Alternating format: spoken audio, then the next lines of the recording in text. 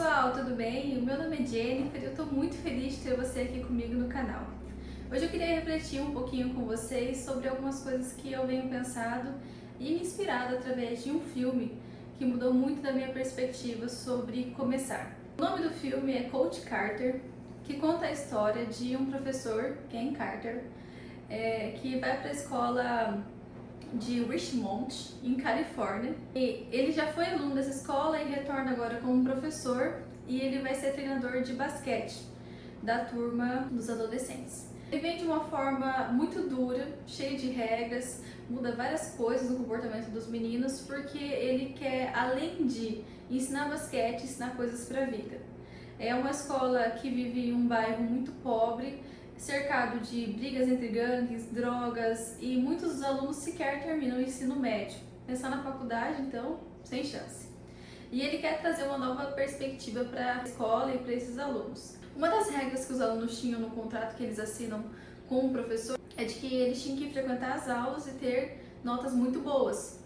Só que meio que a diretoria e os professores passam um pano para eles referente às aulas e às faltas, porque só de eles estarem ali, eles já estão felizes. Eles acham que a média de frequentar já é o suficiente, porque tem muitos que nem terminam a escola. E quando o professor pega as notas deles e vê que eles não estão frequentando, as notas estão muito ruins, ele cancela todos os treinos perto de jogos importantes, porque eles têm que passar nas notas e fazer um mutirão para levantar, porque estudar também é muito importante. Os pais ficam muito revoltados com isso. Como assim vai parar de fazer? Eles só têm um basquete para jogar, e como é que vocês vão tirar isso deles e tudo mais? E o Carter tenta mostrar para eles que há um futuro muito mais lindo do que eles imaginam, muito mais glorioso se eles estudarem e fizerem realmente a diferença por ali, não só através do basquete.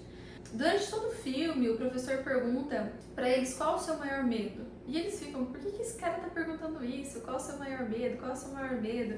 Nesse momento, quando o professor fecha a quadra, eles realmente sentam para estudar, em equipe, crescem e aprendem. Um dos meninos, que passou várias situações com o professor no filme e tudo mais, e é um dos mais rebeldes, ele se levanta e cita um trecho de um livro, Retornando ao Amor, e eu queria ler com você, porque é a partir disso que a gente vai tirar algumas reflexões para hoje. O texto é da Marianne Williamson, e ele fala bem assim: o nosso maior medo não é sermos inadequados. Nosso maior medo é não saber que nós somos poderosos, além do que podemos imaginar. É a nossa luz, não a nossa escuridão, que mais nos assusta. Nós nos perguntamos: quem sou eu para ser brilhante, lindo, talentoso e fabuloso? Na verdade, quem é você para não ser? Você é um filho de Deus. Você, pensando pequeno, não ajuda o mundo. Não há nenhuma bondade em você se diminuir, recuar para que outros não se sintam inseguros ao seu redor. Todos nós fomos feitos para brilhar, como as crianças brilham. Nós nascemos para manifestar a glória de Deus dentro de nós. Isso não ocorre somente em algum de nós, mas em todos. Enquanto permitirmos que a nossa luz brilhe, nós, inconscientemente, damos permissão a outros para fazerem o mesmo. Quando nós nos libertamos do nosso próprio medo, nossa presença automaticamente libertará outros. É muito linda essa reflexão e me faz pensar em algumas coisas. Quantas vezes a gente já ficou paralisado por achar que não vai conseguir? Quantas vezes a gente pensou, mas por que eu vou fazer isso? Tem tanta gente fazendo muito melhor, com mais capacidade, com mais recurso, com mais tempo, com mais vontade, com mais tudo. Por que eu vou fazer alguma coisa? E por que não fazer? Sabe, 2026 está iniciando e talvez você tenha algum projeto na gaveta. Eu tinha. Esse canal, o meu Instagram, o clube de leitura, todos eram projetos de gaveta. Já vinha há algum tempo, talvez alguns anos, só deixando para depois, só não fazendo. Ah, quem sou eu? Por que eu fazer? Por que eu levantar a minha voz para falar qualquer coisa? Quem é que vai me ouvir?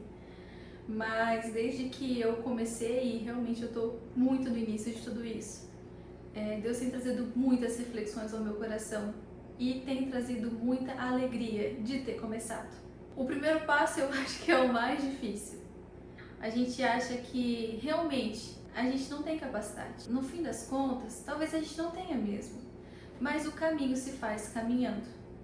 Eu, como uma pessoa que tem dificuldade com o perfeccionismo, tive que romper muitas barreiras para estar aqui. E talvez você também tenha que romper algumas barreiras para chegar ao seu objetivo. Quem é você para não ser? Eu acho que talvez a gente se lembrar da grandiosidade do nosso Deus nos ajude a ter dimensão do que Ele nos chama para ser. A todos nós nos foram dados talentos, qualidades, dons.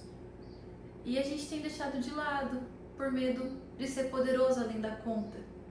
Quem sou eu para ser? Quem é você para não ser? Essa é a pergunta que eu faço.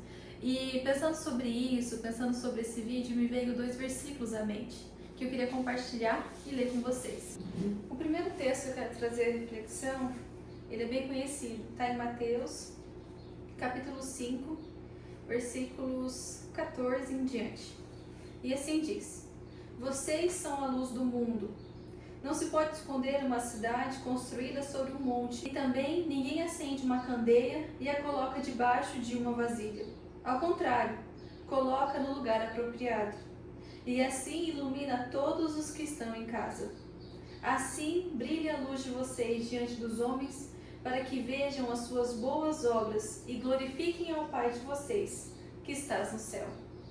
Outro versículo que também fala muito ao meu coração, e esse versículo ele ficou no meu espelho por muito tempo, quando eu enfrentei um grande desafio de estar trabalhando por 6 meses fora de casa, deixar o meu lar para um novo desafio, da qual Deus havia me chamado. Deus trabalhou muito no meu coração durante esse período. E eu precisava muito me lembrar desse versículo, porque eu tinha muito medo.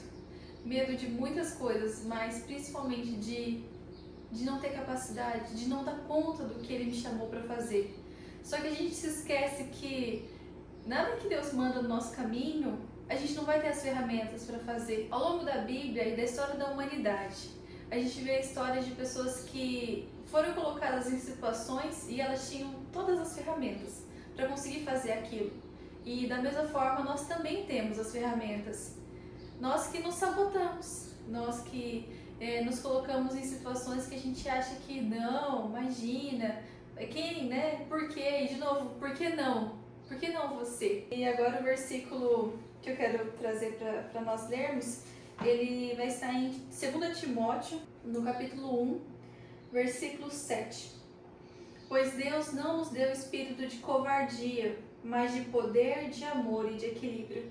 Muitas vezes a gente fica com medo, só que o medo só demonstra a nossa falta de confiança em Deus, a nossa falta de confiança na nossa jornada. E eu queria encerrar essa reflexão com uma citação de Albert Einstein, que ele fala que Deus não escolhe os capacitados, capacita os escolhidos. Fazer ou não fazer só depende da nossa vontade e perseverança. Eu desejo que nesse 2026 você tire um projeto do papel e coloque para fora tudo que você tem aprendido, tudo que você tem feito, e não se ache mais inadequado, mas pense as coisas que você pode conquistar. Eu vi uma reflexão no Instagram, e para fechar a nossa conversa hoje, que ela falou: se eu fizer e não der certo e voltar para o mesmo lugar onde eu tô, o que eu perdi? Nós não vamos perder nada de tomar atitude, nós não vamos perder nada de dar o primeiro passo, e com certeza nós não seremos mais os mesmos depois de iniciar. Que você tenha um ano maravilhoso, que a graça e a paz do nosso Senhor esteja com você. Sinto o meu abraço e muito obrigada por estar por aqui. Até mais!